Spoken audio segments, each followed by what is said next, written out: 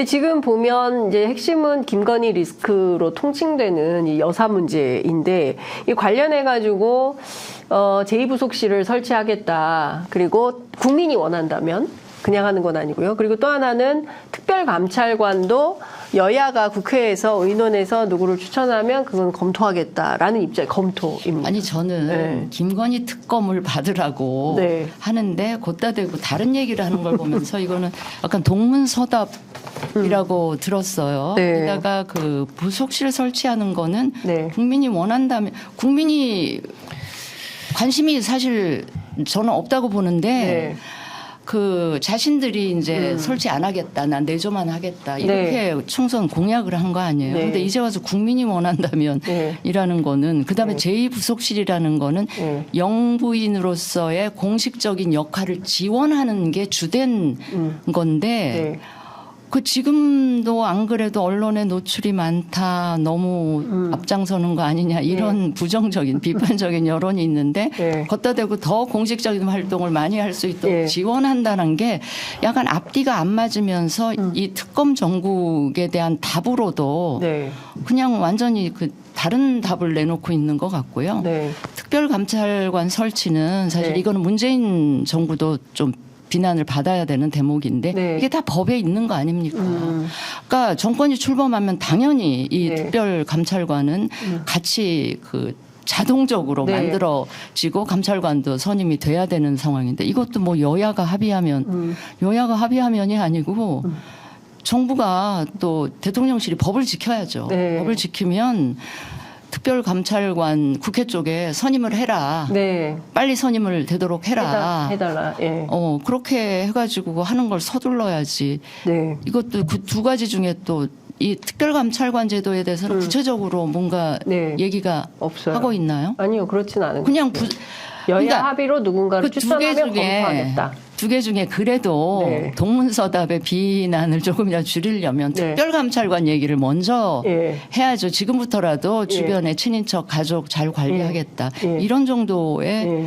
태도는 보였어야 되는데 부속실 설치는 뜬금없이 좀 상당히 거리가 있어 보이는 그 답안지인 것 같아요. 그러니까 제2부속실은 어떤 여사의 활동과 관련해서 지원도 있지만 공적 통제 대상 범주 안에 좀 넣어서 아니, 운영에 그런데 출석해서 부속실을 좀 만들었어요. 네. 근데 부속실 인사를 누군가 네.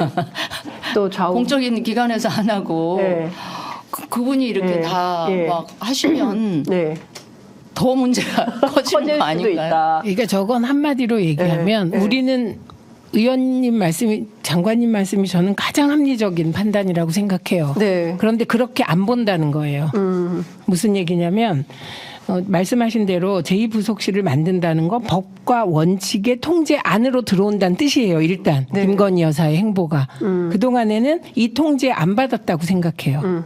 그리고 그런데 요게 중요한데 법과 원칙의 통제 안으로 들어온다고 그러면 진짜 통제할 수 있냐? 인사로 안 할 수 있게 되겠죠. 네. 그렇더라도 법과 원칙에 따라서 너네 부속실 설치했는데 왜 여사의 행적에 대해서 자료 안 내라고 할 수 있게 되는 거예요. 네. 야당이. 네. 그다음에 그런데 이런 사고가 아니라고 저는 생각해요.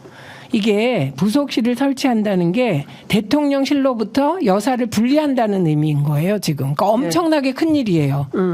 대통령실은.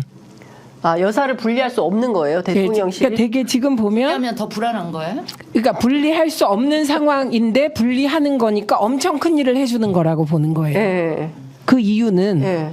뭐 내면적인 이유야 제가 알 수 없지만 네. 저는 이제 7개월 7일 동안 그 임명을 못 받은 방통위원 내정자 이무기였잖아요. 네, 그런데 그때 계속 들려오는 얘기가 윤석열 대통령이 어쩌고가 아니었어요. 네. 여사가 어쩌고였어요. 아. 그래서 제가 그때 속으로 무슨 이런 유언비어가 돌아 이런 혹세 무민의 유언비어가 도냐라고 혼자 생각하면서도 아 여사가 이 인선에까지도 적극 너무 적극적으로 조언을 하고 그 조언이 거의 결정처럼 되나? 이런 생각을 혼자 한 적이 있거든요. 네. 그래서 지금도 우리가 V1, V2 이런 얘기를 하잖아요. 네. 그런데 우리는 흔히 V1이 대통령이고 V2는 영부인이라고 생각하는데 지금은 V1이 영부인이 아닌가라는 비아냥 때문에 이게 나온 거잖아요. 네. 그러니까 이런 상황에서 부속실 설치는 용산의 입장에서는 획기적인 것이 양보다 완전히 달라요. 지금. 예, 윤재욱 원내대표가 오늘 아침 회의에서 김건희 여사가 총선에 악영향을 끼칠 수 있다. 그러니까 김건희 리스크에 대한 입장이 뭐냐라는 기자들의 질문에 지금 대통령실에서도 제2부속실을 언급한 바가 있다. 제2부속실을 비롯한 여러 조치들을 당에서 지켜보고 있다. 이제 이런 입장을 밝혔습니다.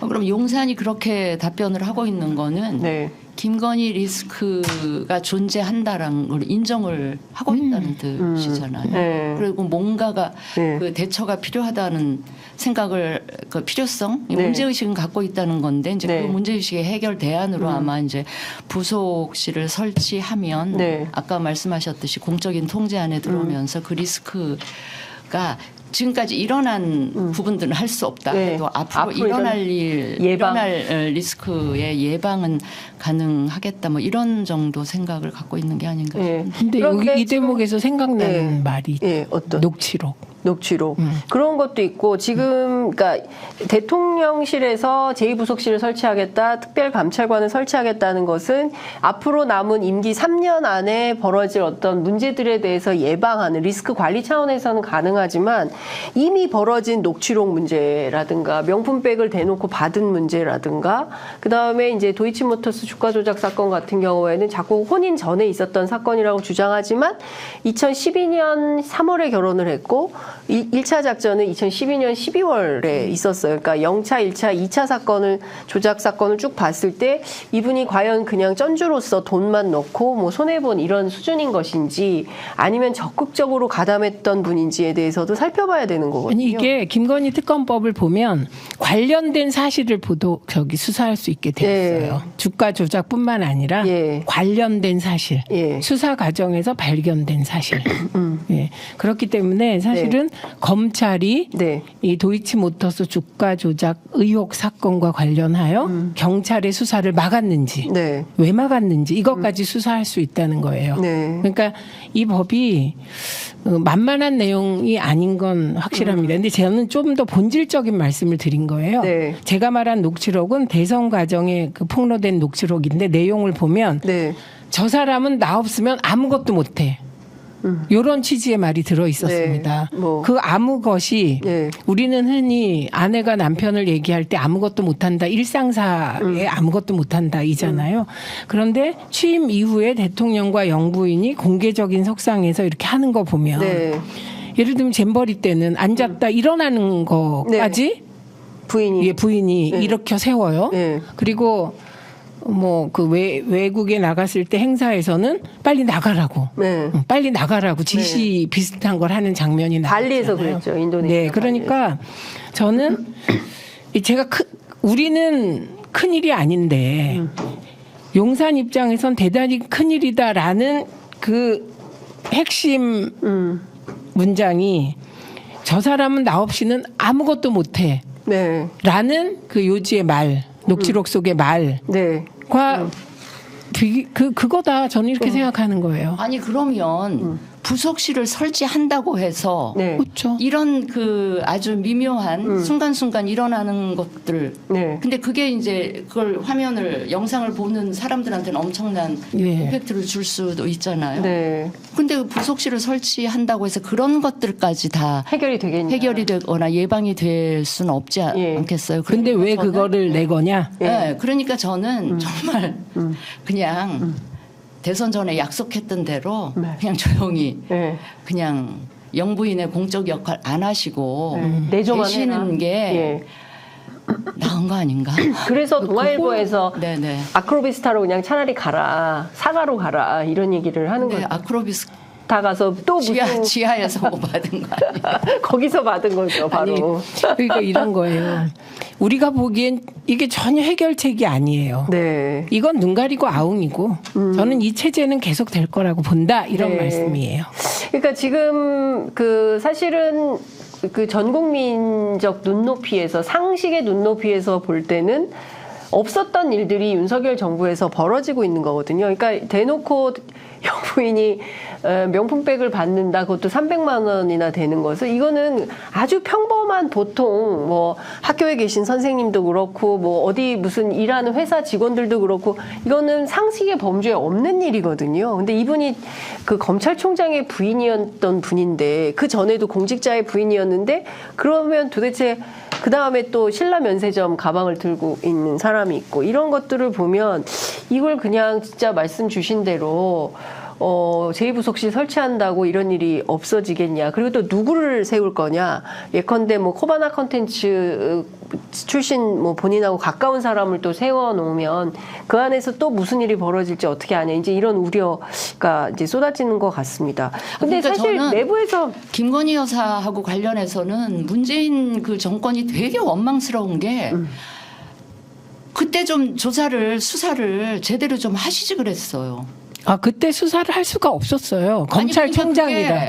그러니까 검찰총장의 부인이라는 이유로 그 문재인 검사들이 제대로 수사를 못하고 안 하고 그런 거 아닌가요? 그러니까 제대로 그거 좀 하지. 그거 맞습니다. 맞는 지적인데 문재인 검사라는 말은 이 세상에 없어요. 저는 박근혜 검사 없다고 생각해요.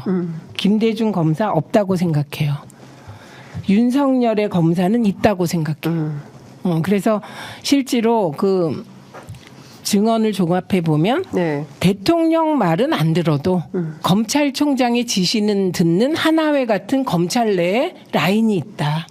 그리고 이 라인이 서울에 보면 네. 그 라인이 조직적으로 움직이는 방식 그 마지막 위기의 순간에 보면 전화해. 너 인맥을 다 동원해서 전화해. 그게 성공하잖아요. 막판에. 네. 그래서 비극적인 역사가 시작되는 것처럼 그 인맥 하에서 벌어지는 것을 저는 뭐 문재인 대통령인들 검사들을 지휘할 수 있는 권한이 없었다고 생각해요.